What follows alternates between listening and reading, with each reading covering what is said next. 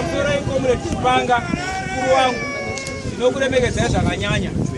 Chef chekutanga ndinoda kugamuchirai kunyange tiri paHQ ndinoda kugamuchirai mumusha wangu weHarare. Chef anoda kutaura akawanda asi ndangoti gaga. Chef musha wangu ndo musha wasiwa Tsvina neMDC.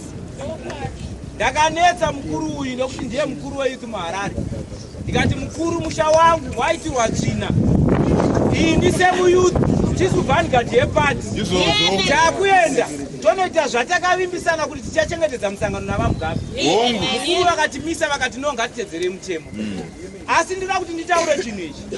Vakationa vanhu ava takanyarara ngavasati takapusa. Handitika Bhaibheri tinoiziva asi Bhaibheri hariti ukarohwa rimwe dama ramba wakapa dama chete. Ndoda kuti ndiite strong warning kune vanhu vari kuita zvavari kuita mutaundi kuti kana muchida kuramba muchiona hasha dzedu ngavaramba vachiita zvavari kuita. Nhasi ndiri declare war kumapolitical parties ese kuti kana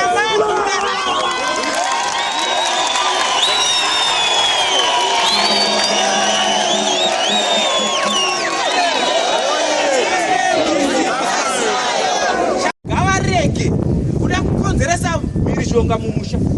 Ngavazive zvavakaita kana ari mapati ekutsvaga mari ngavazive zvokutsvaga mari. Isusu mapoliticians tiite basa rekumirira vanhu. Hamugabe oye! Pasi neMDC. Ndataura shoko riChef kuti vanhu ava kana vakuda nezvedu ngavaramba vachipinda mutaundi. Taundi iguta rangu inini sachairman weHarare.